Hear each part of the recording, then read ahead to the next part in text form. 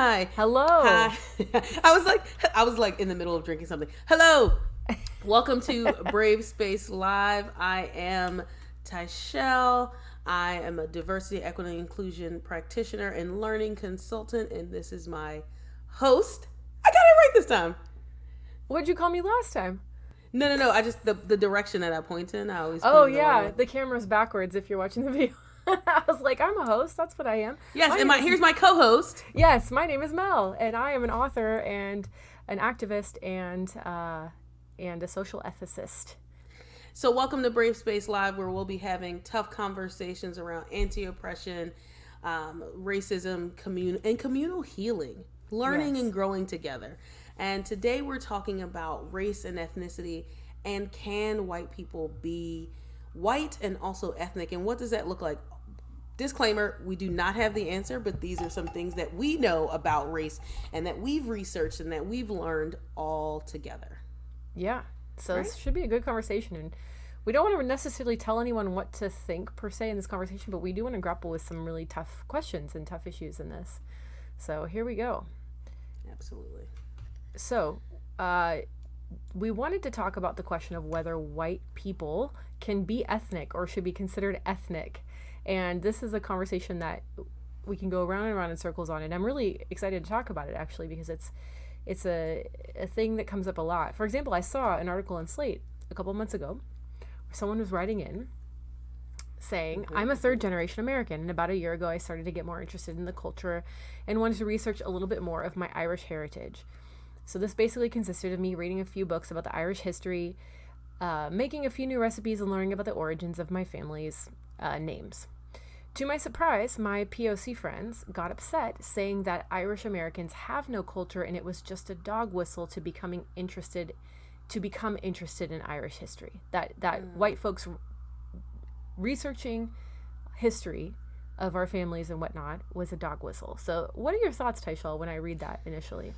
So to me, I wouldn't say I 100% agree. I would have to see what the context was and what that person was living like to say that. Because I think out of context, I mean, I could see if that person was like, well, I'm not white, and then try to detach themselves from whiteness, overall would be problematic to me, because I don't get to detach myself from black. Like, would I love to like not have to be black? I'm in the I can't even say it, because in the context of now in America, I can't see it. But would I love to? There are, and so in the same context, there are people who are repatriating or immigrating African and black people immigrating to Africa, so they don't have to live in the world where they are black, where they just are, right? That's happening as well. That's like a big, the 1619 project brought that about.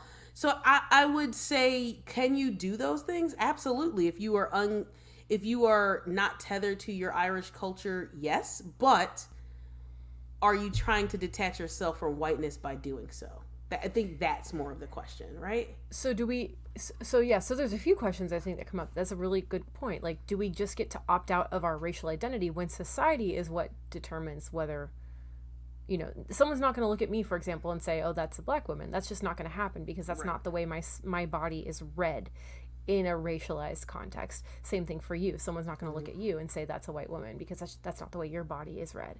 So we don't just get to choose. I don't just get to choose like, oh, I'm Irish and Welsh, and I'm no longer white. I don't. That's not up to me. That's not a choice I get to make, because it's not a choice you get to make. I think it's also too. So I'm thinking about a couple of different things, and some, and I think as we've been doing more race and anti-racism work, you think about I can go back through so many of the different stories in my life, right? And think about, like, I had a friend who was or a classmate. I mean, not call her a friend. I want to make sure I reserve the right set of terms for people. But a classmate of mine we lived in the same neighborhood, so we would ride home together sometimes. And she would say, I didn't know I was a Latina until I came to America, because in Ecuador, I'm just Ecuadorian in general, but that's more of my nationality. So I never really thought about being a Latina and what that means. So these are things that we have conversation about in American context, and not that to say that some of these things don't exist in the world around us, of course, but our American context and what it means to have white people given something up? Have white people engaged with that? What does that look like? You know what I'm saying? Yeah, totally. So I think it's hard. And the other way I've seen this research resurface in conversations, for example, when I've posted, videos or content online about the history of the slave trade or the history of racism in our country, there's almost always a white person who says, well, Irish people were slaves too, therefore my people are also oppressed. And it is not the same whatsoever.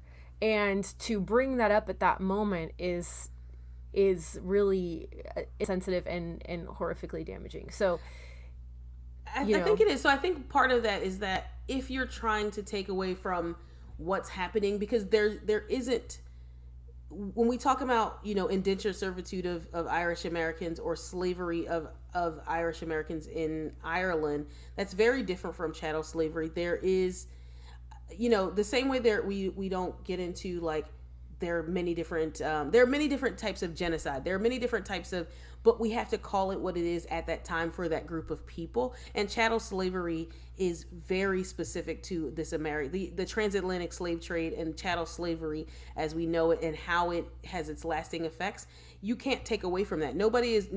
People of color are not walking around saying you're in your country, in the country that you come from, that never happened to you. Like, I would never go to a country and tell somebody about their history, but when we are talking about this American context, who has that? Where does that sit? And how can we have that conversation without taking away from other people in understanding, right? Yes. Yeah, so it's not inherently bad to talk about indentured servitude of Irish people. Right. But when you talk about it in the context of another conversation that's happening around the transatlantic slave trade and how that's impacted racial categories in the United States for 400 years, that's when it becomes insensitive. So it's a context thing, right? Absolutely. So you're not trying to say that my Irish relatives didn't suffer. Like, that's not the point of that. It's no, the point. No. I mean, and that's the thing is, I think when we get into, I think people have an open door to this conversation in an American context because we live here, right? But we all are a part of this social construct that we call race, right? Which race has created racism, or racism then was created for racism, right? So we still all have some buy-in to that, and we can have conversation about it, but who does it affect and how they walk through the world is the conversation that we need to be having, right? And at that moment, I do not sit as a part of every minority or minoritized group. So when they're having conversations, I'm not like, but what about me, right? Like, I have to, we can't do that whataboutism. We have to be able to engage with what's happening at that moment. I can't run through and say, what about this type of, ill in the world? Because sometimes they are compounded, and there are people who live in those margins. There are Black people, Black Irish people, Black Irish queer people, right? Like, we have to be able to have those conversations. Absolutely. Yeah. And I think the whataboutism is really problematic. And I actually heard this, like, it kind of reminds me of the All Lives Matter argument. And I actually heard a really helpful analogy for this that might help explain this as well. And content warning a little bit for this, even though we don't normally give those. But let's say that you're attending the funeral of someone, right? Mm-hmm. If someone walked into that funeral and say, well, you think, Sally's life mattered, Erica's life mattered, whoever you want to say, what about all these other people who died, right? But we're at a funeral for that person. We're talking about that specific thing. We're allowing the community to grieve over that specific instance. And when you come in and you talk about, well, what about this person? What about that person? Why don't you be sad about them? It's just horrifically insensitive. So, and it also just doesn't make sense, because you can have your time to grieve, and maybe we can even grieve together. And so in full transparency, I worked at, not in full transparency, in transparency about myself, I worked in a university setting, and I had a, Black Lives Matter sticker on. I had, and to be honest, I had many different stickers on my office door because I wanted to represent other people. And what I did was, when I put them up there, I took a picture of them, posted them to all these groups I'm a part of, and says, do you see things that I'm missing, or more things that I could add? Right. And then one of the things that was on, so to that part, I wanted to reach out to community and say, what don't I see? What am I not a part of? But one of the things I had was a poster, was a thing that said Black Lives Matter. and somebody, we used to have whiteboards, which is like, when you work in a university, just don't put whiteboards anywhere, because they're gonna inevitably have the worst, grossest thing written on them. Oh no. And at some point there'll be some phallic symbol, like always, always. And this is college people anyway. But we all had whiteboards on our door for people to leave us messages, which I took down right after that. And I had a Black Lives Matter sticker, and somebody wrote White Lives Matter on it. But my response to that was, if I found a picture online, and you can find them, if White Lives Matter, they didn't put White Lives Matter, they put All Lives Matter. My bad. They put All Lives Matter. And I said, well, if all lives matter, why aren't you here fighting with us? Right? So that's the thing. If we're having this conversation in the context of Irish people were also enslaved, then you should understand that slavery is a bad thing, and you should be here fighting with us. Yeah, right? Like, right? That's how we turn that conversation. Use it as a point of empathy, not right. to like continue to ignore other people. Exactly. Right. So let's define ethnicity as different from race, because I see these words used interchangeably all the time, and they're not the same. So let's start there. Yeah. Yeah. Let's start there. All right. So go for it. So no, I was gonna say you can also go for it as well, because I will say, and I'm gonna let you define it, because I'll talk about how then they a little bit are the same, and how, or what they look like for me as a person in the body that I live in. But please go ahead.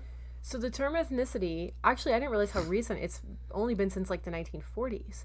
This term was developed to define a person's linguistic, cultural, religious, and or racial origin. So it's used in reference to someone's cultural markers and the people groups that they descended from, not necessarily their physical appearance. Right. So it's more like a cultural group, like a people group, a culture. So which is why that's Irish what makes it hard. That's what makes it hard. Which is why Irish might be considered an ethnicity. We need to get into that. Might be considered an ethnicity, but Irish is not a race. White is a race. Black is a race. Latino is a race, and so on and so forth. Actually, Latino is an ethnicity and not a race because of that. But we can have that conversation as well. Like we're still wrapping I'm still wrapping my mind around it. It's so much because, and the reason that it's not clearly defined is because race is a social construct. There is no genealogy to race, but there is some markers of where you descended from, right? So the people of the Middle East and the people of that are, and if we all go back to, like, yes, we all came from Africa, that kind of thing. But if you talk about people who are more recently descendant of places like the Middle East, they will have certain traits, or they will look a certain way. Like, this is why when we have the argument that like black people can't have blonde hair, it's like, no, there are groups of aboriginals that have black skin and blonde hair, but that's where they're from in their, because you become a part of the land and the place that you come from, right? So you start to look more people from tropical places are more tropical, that kind of thing. But I think where it becomes hard is that because race is a social construct, it's hard to have these conversations at times, right? Because you don't there's not a clearly defined line. So when people say, what's your race, your ethnicity, and nationality, for me, that's going to look very different from other people for specific reasons of race and racism, right? I'm going to say that my race is black, my ethnicity is black, and my nationality is Black American, right? Specifically, I would say black. I would just say all three of those are black. But that's because I don't have a traceable lineage at all, right? And when people say, well, you can do ancestry DNA, did it. And it gave me like literally the entire left side of Africa was like bubble, bubble, bubble, bubble, bubble, all the way up and down.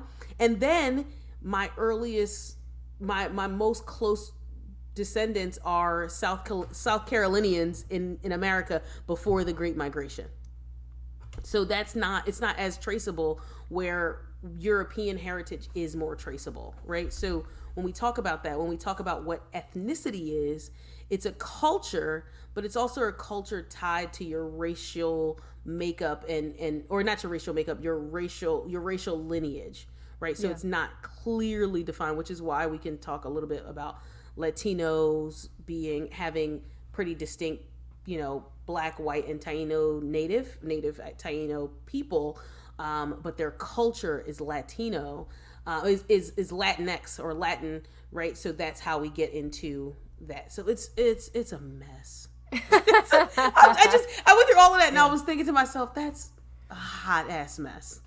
But it is kind of a hot ass mess. It is. It is. Well, so, and going to this idea though that too, ethnicity is when you think, okay, so everyone, all of us are descended from ethnic people groups, even if we don't know what those groups are, we are descended from those people groups, okay?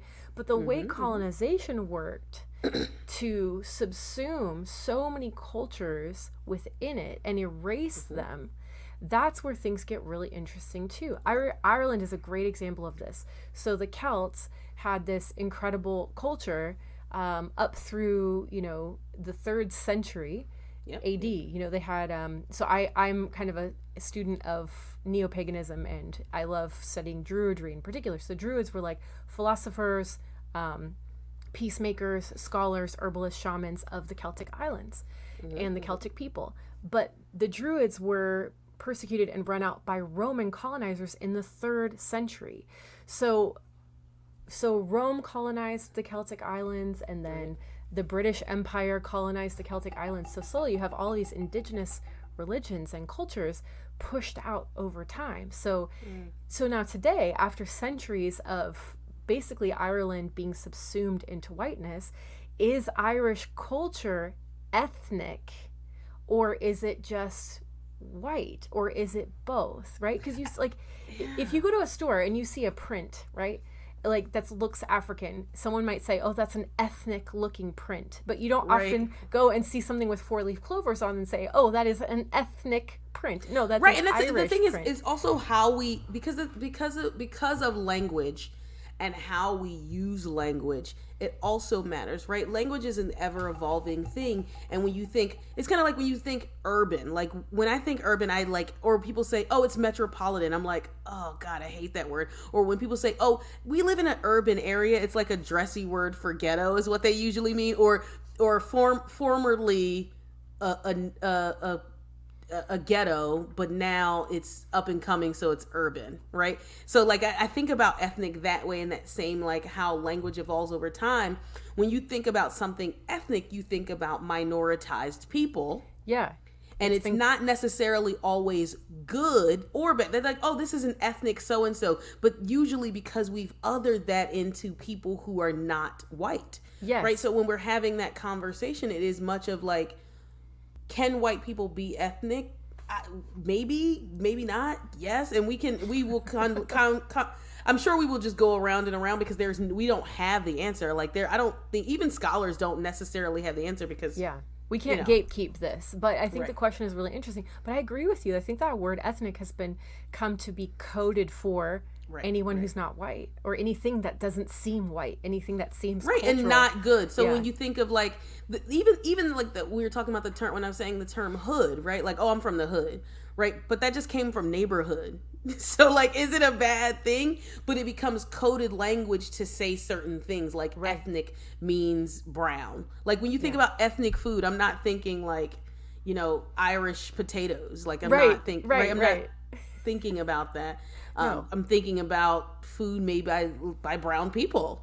Right. Because of how we use it in our lexicon. So it's really interesting, because ethnicity is one thing, but then ethnic is the same. But one is the root word of another, but are we using them even the same? Like when we use ethnic and we use ethnicity, are we using them the same even?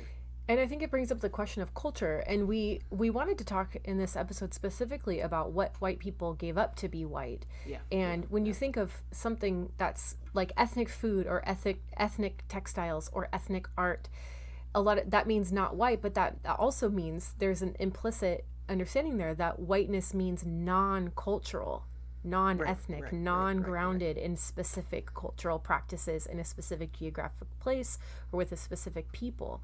And so, that is part of what white people give up in order to have the privileges of whiteness and those power imbalances. And that is very interesting. And I think I've talked to quite a few white people who wish that wasn't the case. Wish white folks could participate in culture without having to go through these backflips of all this colonization history, all of the history of, not appropriating things. Like there's just so many mental gymnastics that you have to do in order to connect to your quote unquote roots. Right. Yeah. So I think that's interesting too, because it's not as if white people can't, I mean, and I was thinking about this earlier because I worked with a bunch of students. So I was a supervisor for, I think, 8 students, and I'm sure one of them is listening, because every time we do this episode, every time we do an episode, he messages me later and goes, "Oh my God, I love you. Oh my God, we're drinking the same brand. Oh my God. We're both drinking seltzer. If you are listening to us and not watching us, and I'm drinking orange vanilla, and you are drinking cranberry lime. I have that over there. So Delicious. we are drinking. The first time I picked it up, I was like, I don't want anybody to think I'm drinking a beer. It's a soda. It's not even a soda. It's a seltzer. But so my student, he always messages me afterwards, going, "Oh my God!" So this is a shout out for Connor. I worked with. Love Connor, love all of my students. So I worked as a supervisor for about 8 students, and they all were ethnically very, very different. So there was an Indian man, a black guy who was Haitian, a girl who was Peruvian, Connor, who is I believe Irish. If I get this wrong, I'm sorry. No, I believe he's Irish. And then another person who was, oh my goodness, why am I... a girl who's Portuguese, and another guy who was, I can't remember where he was from. Sorry, forgive me. It was 2016 to 2018, and 2020 has done a number on all of our brains. Yeah. But all of my students had cultural ancestry and ethnically belonged to these groups. They traveled back yearly with their parents. They spoke the language. They ate the food, right? Yeah. So, and it wasn't, and one of them was a recent immigrant, still had citizenship in Nigeria and was living in America specifically for school. But the Peruvian girl, she spoke the fluent language, the language of that she was fluent in, right? And I don't want to get it wrong. And there was a girl who's Portuguese, who's, I believe, spoke some Portuguese, right? So they would say ethnically they still are, because they have so much close ties to it. And it wasn't, they're white. They understood their whiteness though. So that's part of it, right? Still being able to understand in this American context, even if I don't feel, right, specifically American, because in my household, we are ethnically, whatever our ethnic heritage is, I am perceived as white, therefore I receive. And that's the thing, I think, that when we talk about can white people be ethnic, it's like, could you say, Mel, that you are Irish? Sure. Could you say that you're Irish American? Sure. Could you practice all your Irish culture? Absolutely. But when you say I'm Irish, I'm not white, that becomes a very different thing. Because whiteness is not an ethnicity. Whiteness is very specifically not an ethnicity. Can you be both? Yes, but can you right? And I think when we talked about that, we talked a little bit about whiteness before. So I want to go back to like when white people became white, just a little bit. We talked about this a couple weeks ago when we talked about miscegenation, and after Bacon's Rebellion, which you'll have to look up because it's an entire history that you can look up, right? The miscegenation laws is we wanted to stop people from gaining land. And when we tell people that whiteness was born out of supremacy, it's because they had these groups of people who they started accepting, and they started accepting Irish and Italian people as white, right? Into their I would say classism, their class specific, like caste system, right? This American caste system, and they had to find a term that brought in those people and left out brown people, specifically black, right? So that's where and the term white was originally used for the pureness and high society elitism of white women because their skin was white, right? In so like the early 1600s. Yeah. Right.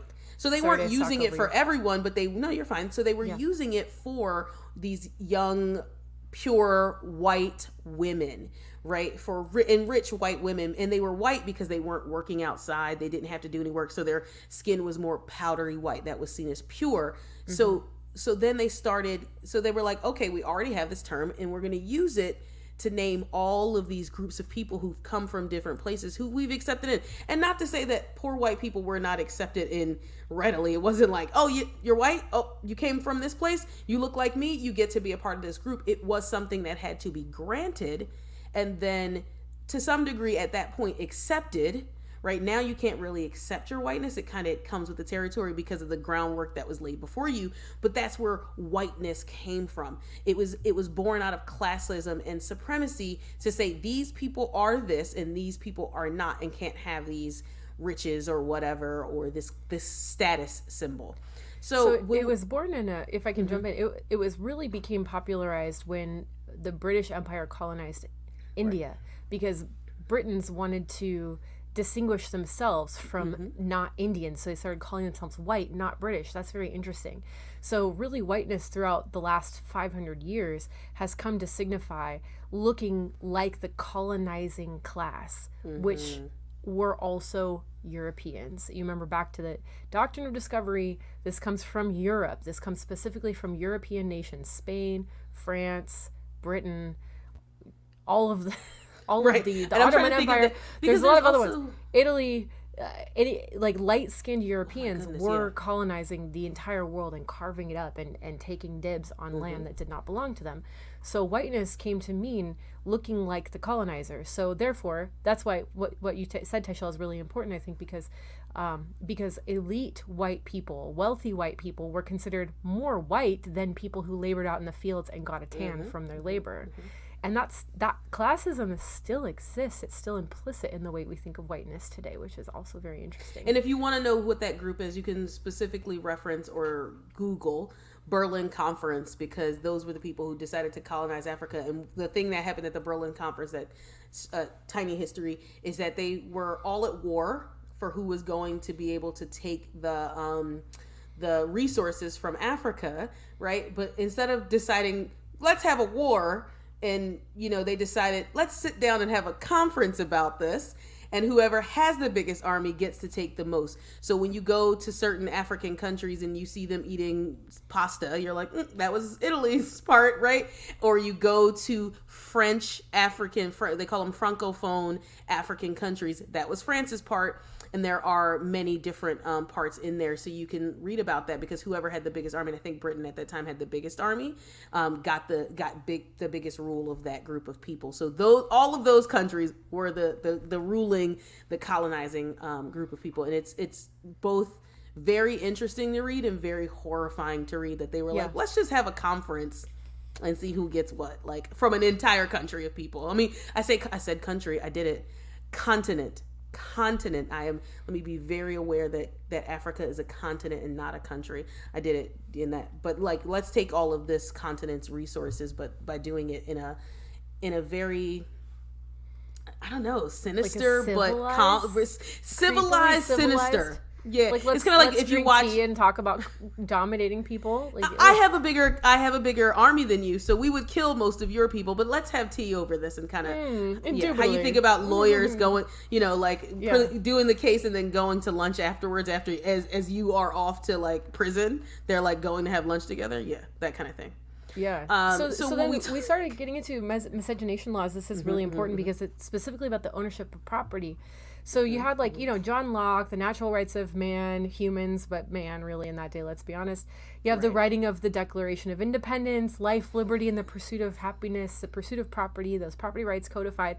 But they didn't want to give them to everybody. They just wanted to give them to, rich white guys. So in order to say that all people have, these inalienable rights, you have to, if you don't want to give those rights to some people, you have to take away the humanity or deny the humanity of certain groups of people. And race was a really convenient way to do that. So it further entrenched this idea that white people are the fully human. Right. And then it gets into this like later once, we had the Civil War, and this is the last thing I'll say about history. I'm like such a nerd with this stuff. She's like nerding out completely, like, yeah. The history, go ahead, Civil War. After Civil War, right? So you had, technically, it wasn't clean, but supposedly slavery was abolished, which we now know was just reinstated in the prison industrial complex, but that's another conversation. For another day. in the late 1800s, in order to continue to deny people's humanity and to deny people's right to property and right to human rights, basically, and to prop up things like Jim Crow and segregation, you had this whole huge scientific, quote unquote, scientific development called eugenics, where people literally invented scientific-y sounding things to prop up the idea that some races are inherently superior to others. So this got put into our science, this got put into our medicine, this got put into our education system. It's like a cancer that grew through our whole society. So the development of race, like you said, Tychelle, a social construct. It was invented, but it was invented over a long period of time. If you want to learn more, it's like if you want to learn more, you can go to Samuel. You can Google Samuel Morton's Crania Americana, and he used the Bible and what he called science. I think he was a medical doctor, actually, or maybe not a medical doctor, but had studied medicine. I don't think he even actually got the doctorate, and was like, I'm gonna put the Bible and these two things together, and this is how the Mongoloid, the Negroid, and blah blah blah, and because Negroids have a smaller brain, they are not full humans, but this is where we get the trope that African Americans or black people are descended from apes, and it's like you all realize that that's mostly hair, right? And that under there they're pink. So I don't know how you got that, but because they have smaller brains, they are not fully human, whereas white people have full. But and it's all built. I'm gonna take your very high level analysis and say it's all built on bullshit. Like it is all built. It's the high level analysis of that thing, but it has a basis and it is a social construct. So when we say that, when people say, well, then race isn't real, we're all one human race. Yes, but when we say social construct, we have to also put that into context of society has a social construct, and we live within it. So it's like money is a social construct, but don't steal it from people because that's against the law, because it means something in our society. Now, on the planet Mars, does our money or even if you go to a different country, we're in America, so it does. You can usually spend American money in a lot of places, but if you take your, coins somewhere else, can you use them the same way? No, but it is a social construct that we live by. Yeah, and even try imaginary to pretend money doesn't exist. It's very, very, very, very difficult. Like I can't go and be like, I'm gonna pay my rent with Monopoly money because it's all just paper with a person printed on it. No, it's all made but up. I can use my piece of plastic that doesn't have any money in it, and it's supposed to represent gold. We can't even get into the conversation of money because every time I'm like, I'm freaked out by it. I'm like, I don't have gold bars. Anyhow, but so it is a social construct, but it means something. It means something, and here's the thing, and we have a very interesting comment on TikTok that I want to address in just a moment. Thank you, Lady Norma, for asking this. We'll get to that in just a moment. So what happened was, by the time you hit the 20th century, the codification of racial categories is so strong that roving bands of white people have just gone bananas. Like they have just gone berserk in cruelty and horrific practices, like the implementation of like white pride hate groups that seek out to torture and hurt people of color, right? The white pride movement was just full force, and it still is in some parts of the country, let's be honest. So as a response to that, and I'll hand the mic back to you, Tychelle, for this. As a response to that, Black pride arose, right? Wouldn't you say? Or is that how you would say it? Yes, I would say it arose partly because once we gained rights, right? Like we're going to talk after Jim Crow to some degree, or even, after Black people became free, we were no longer enslaved in a certain sense, where we had freedoms. People, wanted to very much kind of keep our movement to certain places, right? And keep our class to a certain thing, right? You no longer work for us, but how can we get you back into that? This is where we get vagrancy laws and things like that, where if you're poor and you're homeless, you can go to jail. But, this is how, it changed. But Black pride became a thing because we had to have conversations about being proud of who we were and not being susceptible to the fact that, like, I'm Black and I feel so bad for myself. Like, I want to be proud to be who I am. And Black pride also arose because we didn't have a specific connection to where we came from. So we had to literally rebuild and this is where we can talk about, African or AAVE and African languages, we had to rebuild because everything was taken from us. If I don't know who my African ancestors are, where my homeland is, and all I have is here, then I need to build something, some culture around it. This is also why you can see, I could talk to a Black person from California, and although we may be regionally different, some of our culture is still the same because we all came from, those places, right? And you can buy it, you can learn and not buy into, but learn in that culture what that is. I've talked to Black people from across the country and we will still say some of our parents said the same things growing up because it's an extended culture that we had to have, which is why we have Black pride, because we had to build something here. And the designation of Black as a race was originally created by white folks as a mark of shame, right? It was meant to shame and belittle Black people. Yeah. So it's like, isn't that like a reclamation of like, no, you meant this for bad, but I'm going to turn it around and make it a mark of pride for myself. Yeah. But and even that has we could go into that for a long time. Even that has a very long history because, you go from Negro, or I'm not going to say the other word, and because I don't have a problem with people of color saying it, I'm just not going to say it in mixed company. Like, this is not the conversation for that. Yeah. You go from Negro to colored to African American, right, to now people claiming Black, right? And it's a journey because we are all a part of this social construct and learning how to detach ourselves from the supremacy of whiteness, because believe it or not, we all are taught in the same system. So the things that you are taught to value, Black people are also partially taught to value as well from our educational systems. So we have to be able to pull away from that and say, I am this and I am okay. I am this and I accept that. I am this and I am proud of that. Right. So, being a part of that as well. Yeah. I think that makes sense. So this is really great comment. So I want to get back to this. Yeah. So the comment is, respectfully, when living in a foreign country, it's clear that there is such a thing as white American culture. And I both agree and disagree with that. And I asked somebody once, on TikTok, what is white culture? And I think, and here's the thing, when people say American culture, they're automatically assuming whiteness, right? In other countries, they say, you all are American. There was a conversation about this on TikTok the other day. It was like, when y'all say like Americans, y'all don't have health insurance. It was like, but that's a white American thing that Black people did not choose. We did not choose this. This is a construct we live under. If we look at who runs the country.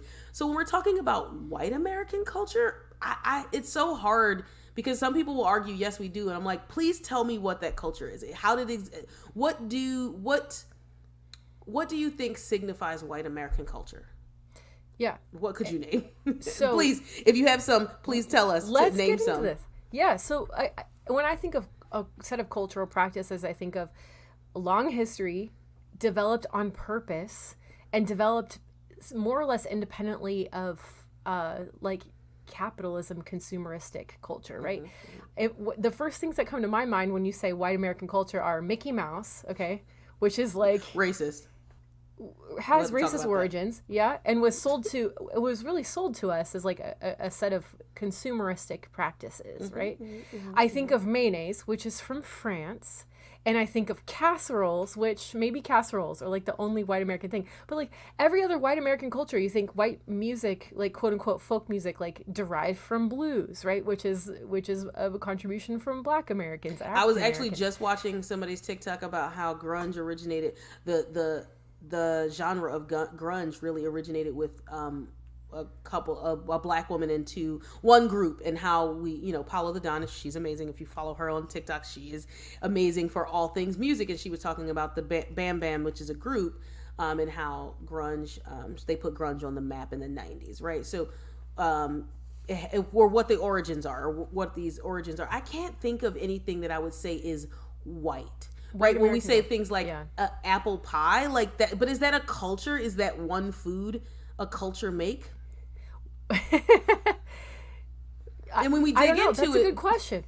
I mean, maybe we can't decide for sure, but when I think of like, okay, so I spent a summer in Italy, which was an amazing experience, but I think of like the quote unquote ugly Americans, the tourists that I saw come through, the ones who were like noticeably like culturally white Americans were It's like, never good. were like wearing Hawaiian shirts, like asking loudly for directions, and like totally culturally insensitive and incompetent. Right. Like, So when people say, "Oh, you're very American," they usually don't mean that it's like a good thing. They're like, "You're loud. You are insensitive. You are self-involved." And it's like, wait a minute, like y'all can keep that. So I think the challenge, I guess, if you're listening or watching this, is like, think about what might be white American culture that's not consumerism. And that's not just insensitivity. And then when you think about white cultures. American culture, also think about, is that a white American practice, or did whiteness colonize that from another culture, and you just think of it as white? Exactly. Like mayonnaise is a perfect example for that. So Barbecue. People think that barbecue is American or is white. Yeah. Barbecue, and I had this conversation literally last night with the book club that I run.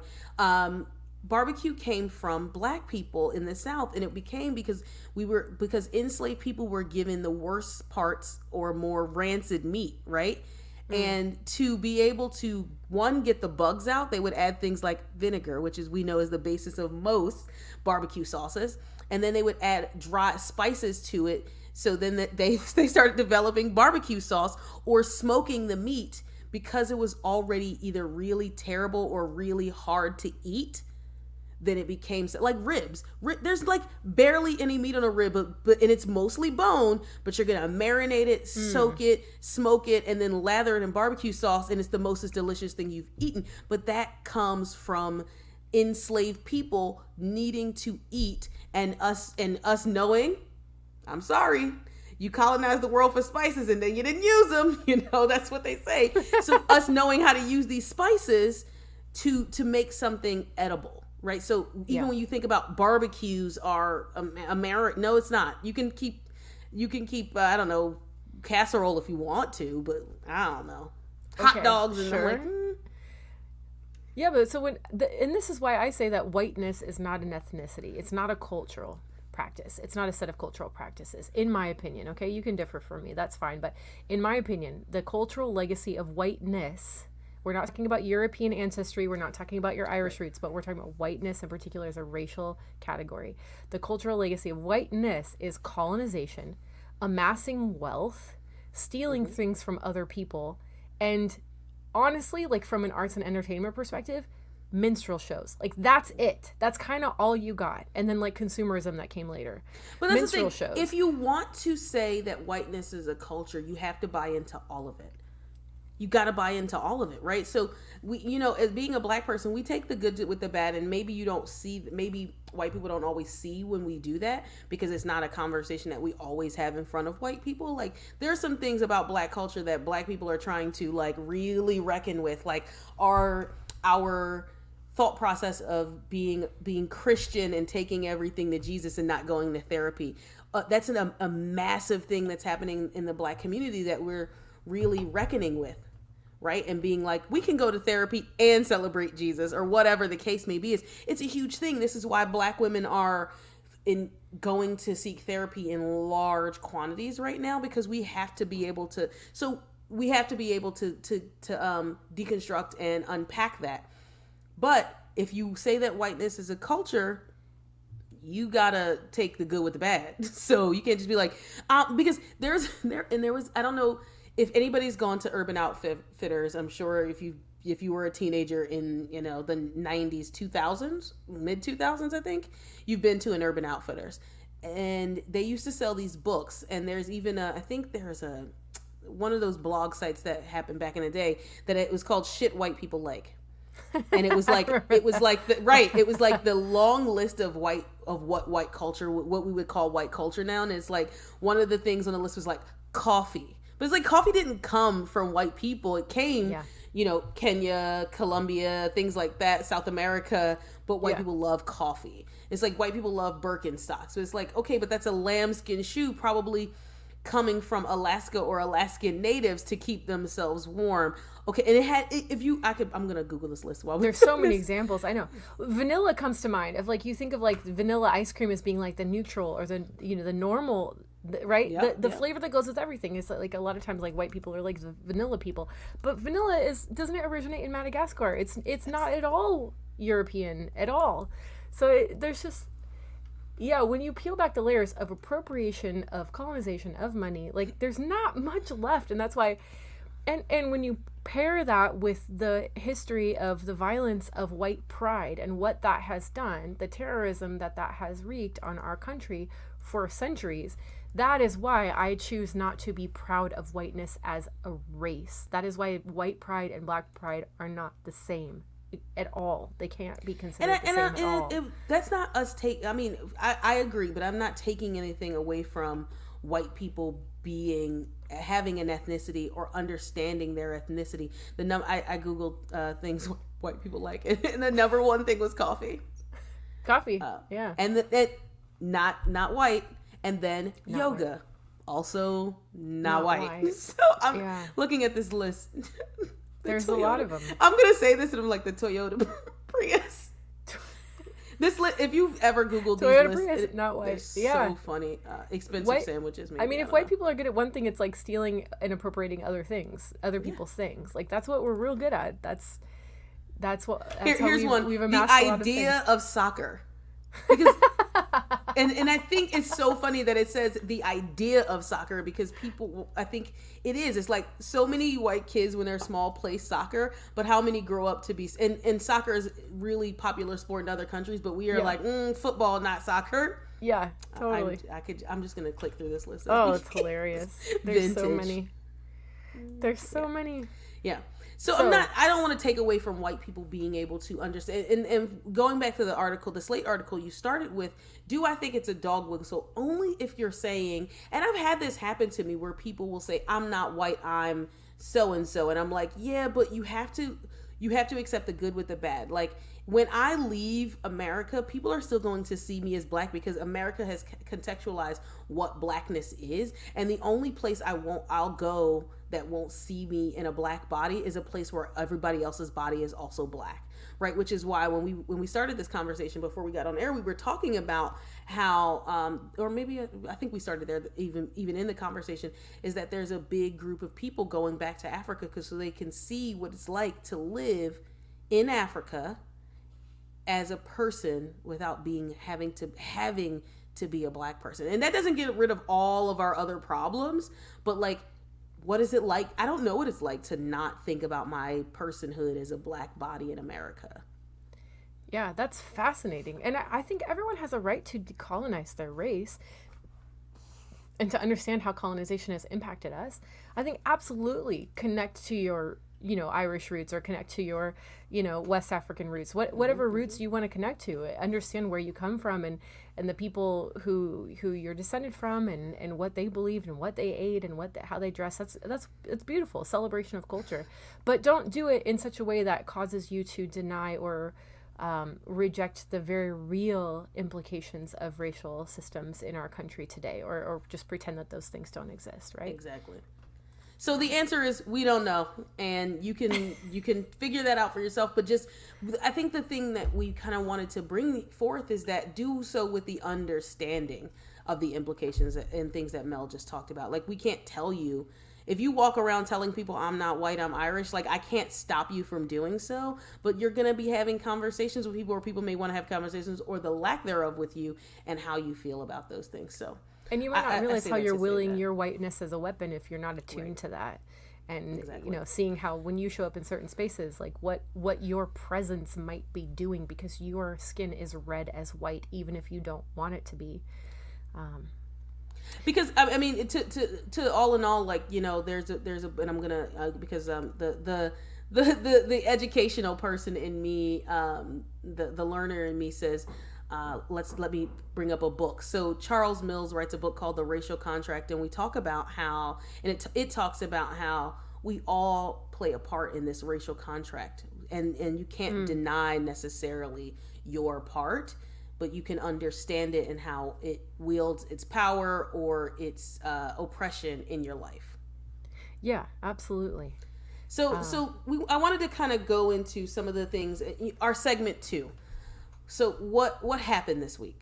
And I'll start with one that I'm sure you all saw, but kind of glossing over that because it's I want to get it out of my mind. But the SOHCAHTOA the trigonometry teacher who dressed up, I'm not gonna say dressed up, who wore a headdress to teach a trigonometry lesson, which I am glad that I saw Rebecca Larson, our mutual, on talking about how you can teach this trigonometry without wearing a headdress.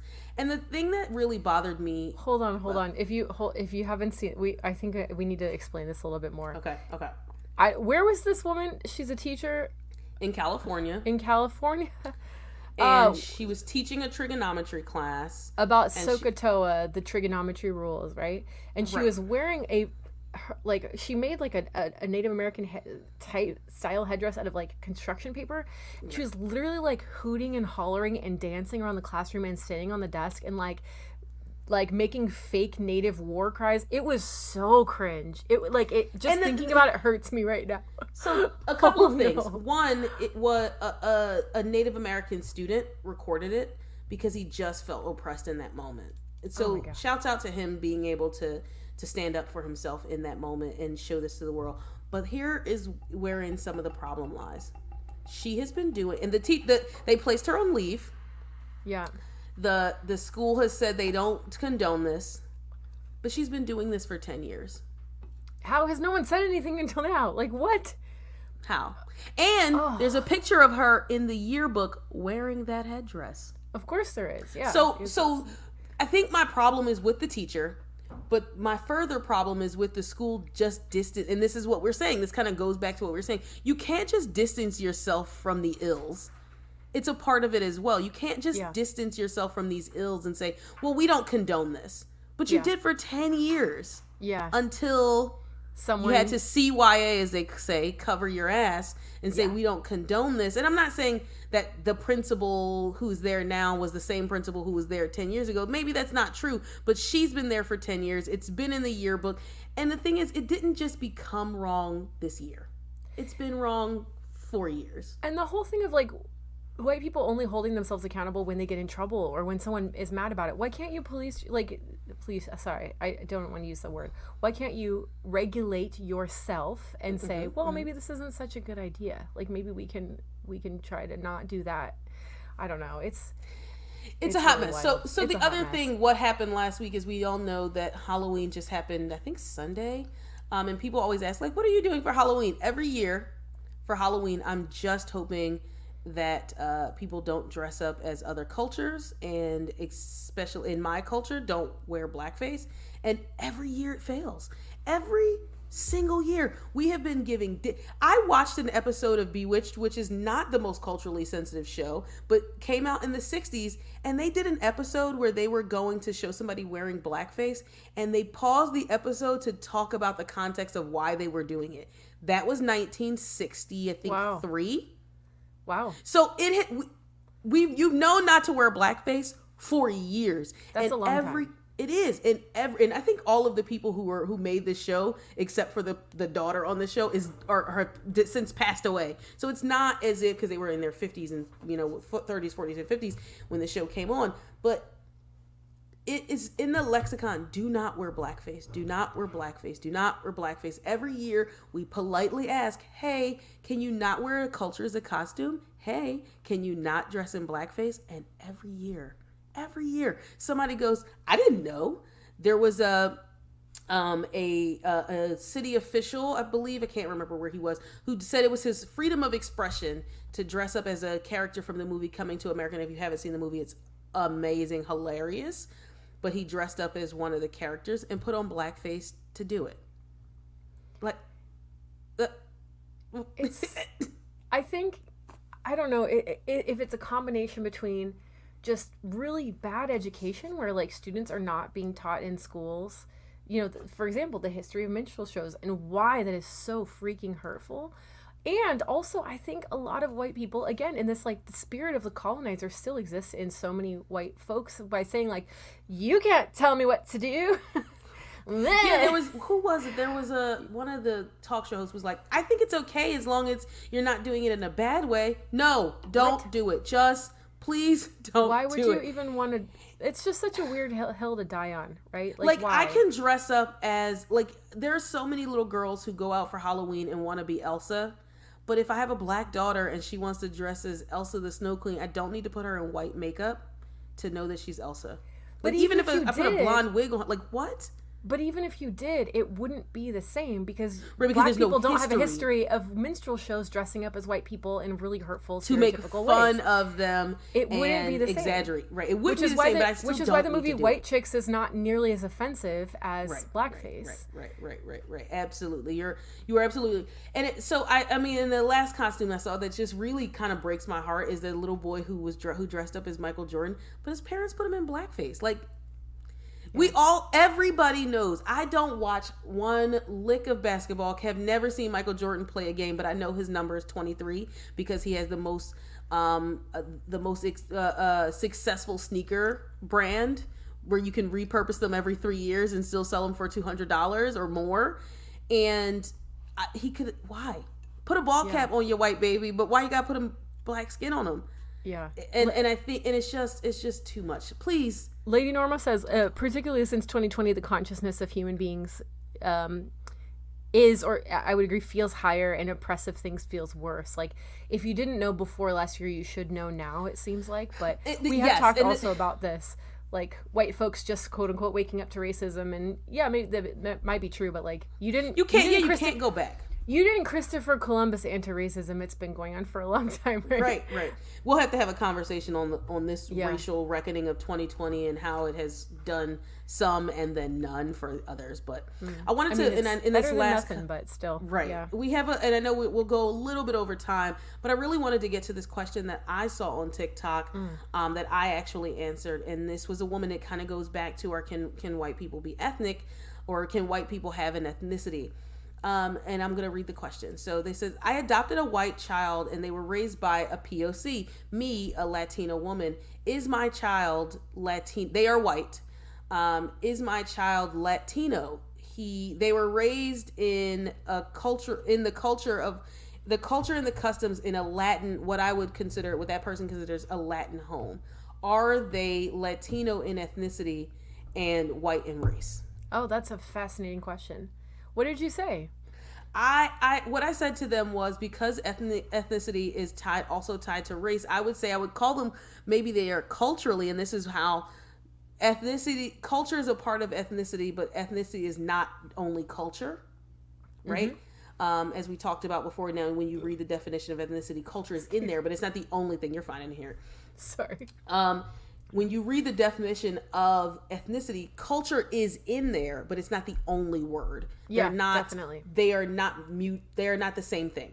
Yeah. But they're also not mutually exclusive, right? Yes. So they are a part of each other. So I would say, yes, that person is culturally Latino, but they're not ethnically Latino. I wouldn't go around for them. And this is a conversation we'll have to have a bigger discussion on, because Latino people don't have a specific race, which is, we'll have to talk about the census. I listened to a great podcast on NPR, Code Switch, about the census and how some other race categories, the biggest category, because Latino people don't feel black, they don't feel white, most of them, many of them, but they know that they are Latino, right? So, and Latinos, because that's the category that's there, but I would use the term Latin with an E, or Latinx, to encompass all people, all genders. But I wouldn't say that child is Latinx.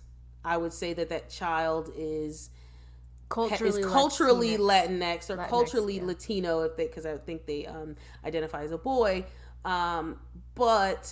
or as cisgender. But I would say that person is still white, and they have to understand their whiteness. And that's what I said to the person who posted that question.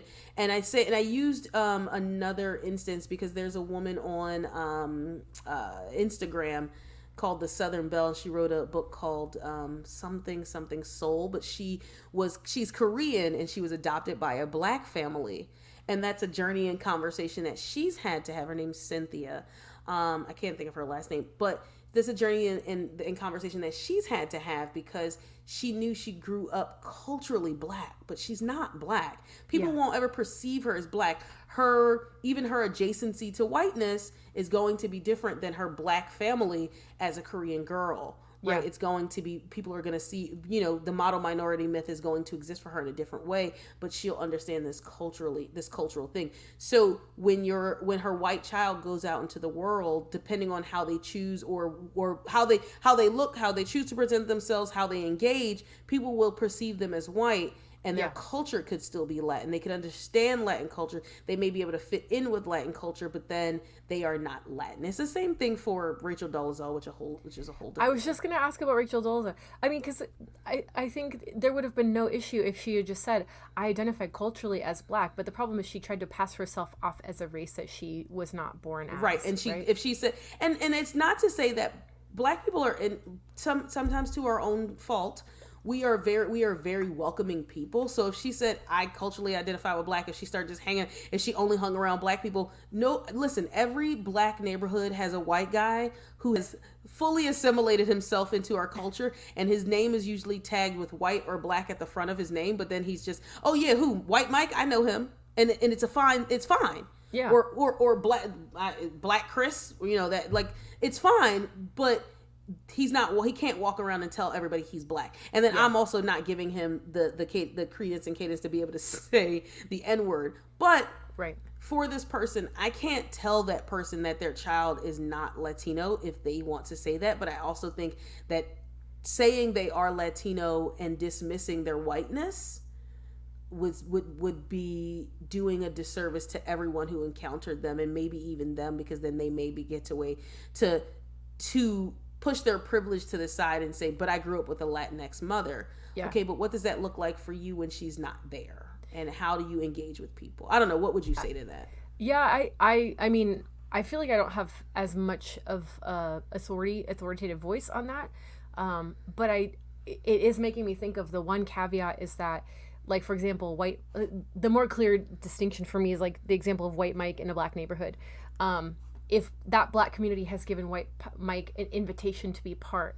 But if White Mike was trying to be part of like Navajo Nation, and Navajo Nation is like, we don't want white people, we have closed cultural practices, we are not inviting white people in. White people can't just insert themselves and just be like, no, I'm White Mike, I'm Navajo, right? Like that doesn't work. Right. Robbie D'Angelo talks about that in her book as well. Yeah, it only works if the culture that someone's trying to assimilate into or participate into has welcomed that person in. But I also think then the other thing that what you're saying also brings up a bigger point is that the White Mike in my neighborhood does not mean he's going to be accepted into every other black neighborhood. So for her child, could he be culturally Latino? Sure. But are other Latino, Latinx, Latin people gonna see him the same way that you see him? Yeah. Maybe not. Right? And does he get to then exert, because this is where it's important for him to understand his privilege and power as a white person, is he going to tell people, well, no, I'm Latinx because, and is he going to be able to assert the domination over other people by doing so? Exactly. So the sensitivity, and even if you feel like you have a right to appropriate, still not appropriating as a white person, because that's just furthering white domination. And I just always tell people you can't, you like, it doesn't extend, like, even if, and this is kind of tangential, but even if you're a white person and you have black friends and they have given you the go ahead to say the N-word, because I've had white people tell me that my black friends don't care if I say the N-word. Yeah, those are those friends, not me. Don't come over here unless you bringing them with you, and then I can have a discussion with them. Yeah. Do not do that. So I wouldn't, if he says, yes, I'm Latino, I can't take that away from him, but understand, I'll use the term, black. If this woman, Cynthia, who wrote a book about being culturally black, if she came around to me and said, well, I was raised by a black family, I'm black, I would be like, I don't know how that fits with me, because you're Korean. And I can't, can I then go and say that the opposite? And how does that work? Like, I think you have to understand your privilege and your power in the situation always. And that's like, I feel like it would be like partly me being like, well, my sister's gay, so I understand what it's like to be gay. No, I do not. I don't, because that's not me, but I know somebody who is. But when I was raised around, or even if it's the same thing. Like if you were raised, or not the same thing, but if you were raised by two dads, do you know, and you are straight, you identify as straight, could you say, oh no, I was raised in a gay household, I can say whatever I want to gay people? Yeah. No, not necessarily. But would you have more sensitivity for that community? Probably. Yeah. And I hope that that's whatever anybody who's raised in any other different community understands, is that, especially as a minority, what it's like to live in this world and be able to understand. Like, I hope him as a white person will understand the issues and the marginalization that other Latinx people face going forward, and then to be an ally to that community because he knows how it affects his family, and then therefore he can understand that from the perspective of other people. That's the only thing I hope. Whether he can walk around saying it or not I can't judge. I can judge, I can't decide for him. Yeah, we hope that we would use it all as a platform for understanding and a platform for doing anti-race work. Like that's the goal, to stand in solidarity. That's the goal of everything we say here. Yeah, everything. We can't. If you say I'm white and I'm white but I'm Irish, do it. I can't stop you from it. But if you say I'm Irish and I'm not white, you can still do it. But it's like pretending money doesn't exist. That's, right. It is. It's pretend. Exactly. Yeah. So that's all we have for this week. So I can't wait to see you all next week. One more thing. Yeah. Okay. So our producer Joe just put in the chat that the casserole was invented by a French-Canadian immigrant named Elmire Jolicoeur in 1866. So y'all can't have that either, white people. That has been established as well. But anyway, come at us on TikTok and tell us. Follow on all of our platforms. Tell us what you think white culture is, what you think white people have contributed specifically. And we're not talking about something that comes, we're not talking about beer and you're like, nope, that's, Irish and German. We're talking about white culture. And if you can prove it, we will. Americans invent that's specifically white American. I would love to hear it. We could talk about it. I would love to engage with it for real and see, and then also we just go on this spree of debunking all of them. But if you do your research, we'll come have a conversation about it. I'd love to hear it. I'd love to hear it. All right, so we'll sign off and we'll catch you all next week. Cheers. Bye, y'all. Bye.